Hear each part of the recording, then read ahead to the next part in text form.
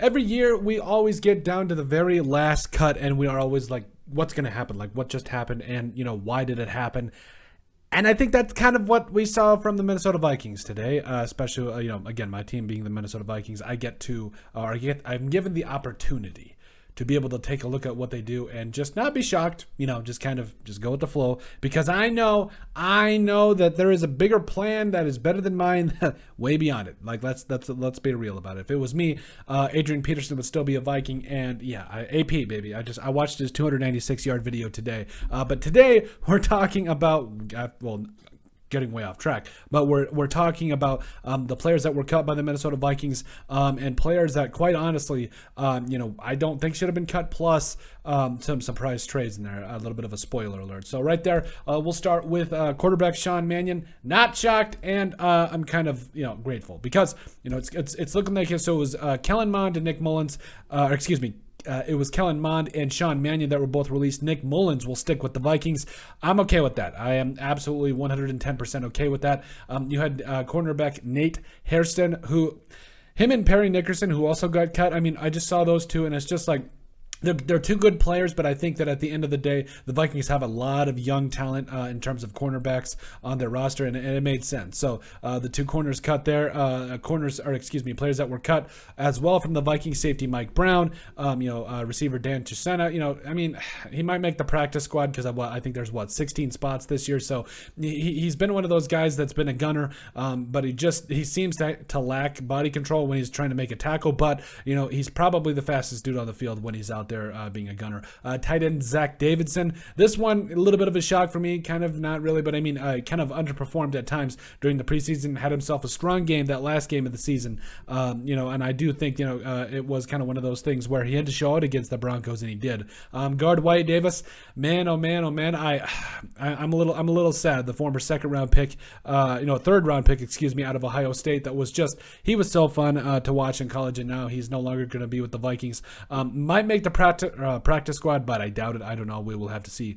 Safety Miles Dorn, he's been around for a minute, and I think he's played pretty well in a lot of different ways. But overall, the Vikings are stacked at safety, basically three deep, basically three first rounders there, and in Harrison Smith, Cam Bynum, and Lewis Seen. So, and then that goes guard Kyle Hinton, who in my mind, he actually stepped up a little bit this year. Like, the Vikings were willing to put him out there a little bit more, which this one did come as a little bit of a shock. Probably going to be back on that practice squad, so it is what it is at this point. Receiver Tristan Jackson also cut. He actually was another player that I thought might sneak onto the 53, but again, the Vikings are stacked at wide receiver. We get it, but I'm pretty sure he will make the practice squad if he's not picked up by someone, because he did show a lot of good things during both training camp, and I thought he had an okay preseason as well. Running back Bryant Koback out of Toledo. I felt like he was a guy that, again, lost in the sauce a little bit. There's 5-6 running backs for the Vikings that were all probably could have played at any level. Ty Chandler, Delvin Cook, Alexander Madison, Kenan Wangu. I know I'm probably not even close to saying that right, but and then there was also Bryant Koback, who again, I felt that he did play very well in a lot of different ways, but overall, again, it was a stacked running back room. What did you expect? Linebacker William Nkwinku, I believe that's how you say his name. He was a guy that I believe had a tryout with the Vikings right before they had their rookie minicamp, and he made it.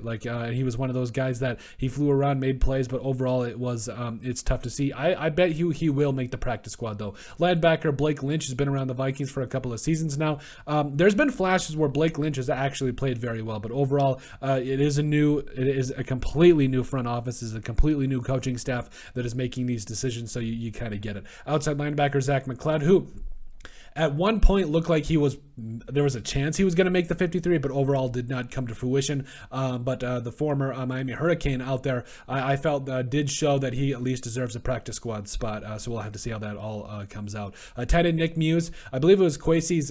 He was the last pick of Kwesi Odofomensa's draft class this year. So it was kind of there was obviously you've got Irv Smith Jr. who went out with an injury. Ben Ellefson, all those guys have been playing well in my mind, but tight end Nick Muse, I felt like he was going to be a guy that you wanted to keep an eye on, but it is unfortunate that he does. And also, I guess the Vikings have Johnny Munt as well. So this tight end room for the Vikings, it's interesting to say the least. Outside linebacker Za'Darius Robinson, who was a guy that had, according to a lot of different NFL experts and everybody, that like when you watch this guy on tape, he's got a lot of physical tools that you just can't coach. But overall, this is a different front office. This is a different defense. This is a different coaching staff that's making these decisions. Yes, he does have the talent, but overall, there was a lot of guys that really balled out on the edge for the Vikings.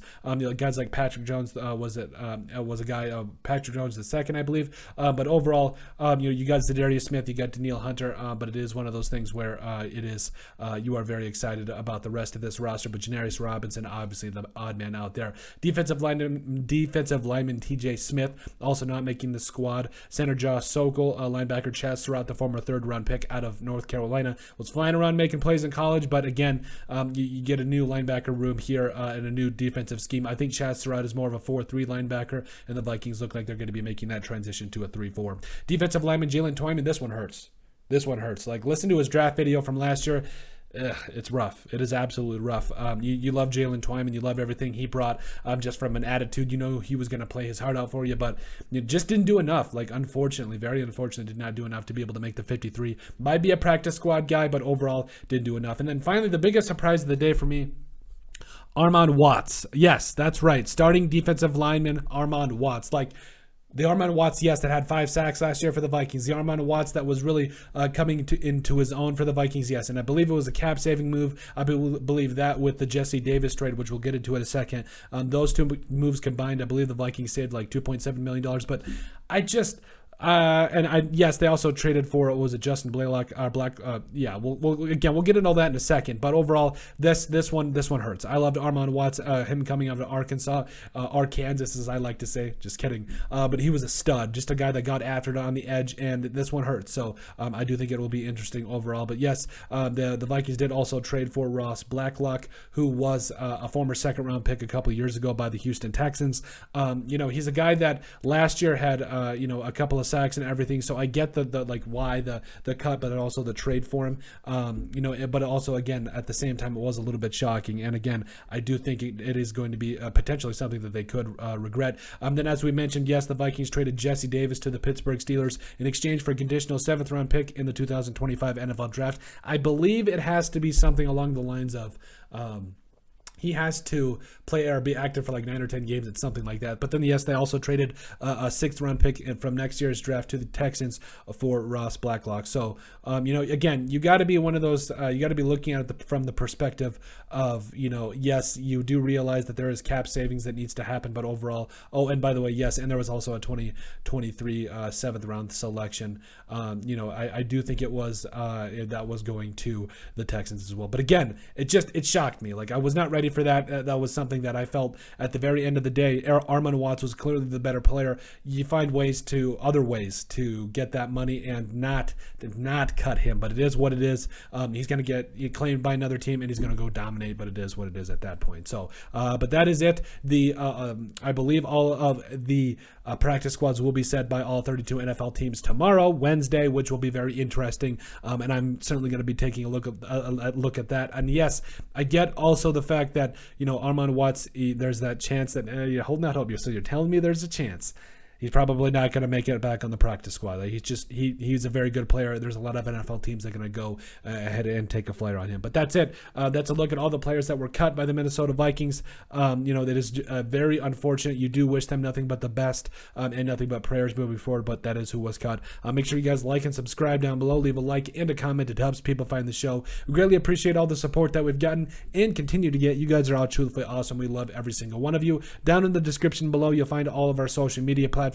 So give us a like and a follow there. Also remember to give us a listen and sub on iTunes. And finally, if you have anything else you'd like us to cover, send us an email at thesportsbp@yahoo.com or put it in the comment section down below, and we would love to cover it. But let us know what you guys think about taking a look at the players that were cut by the Minnesota Vikings.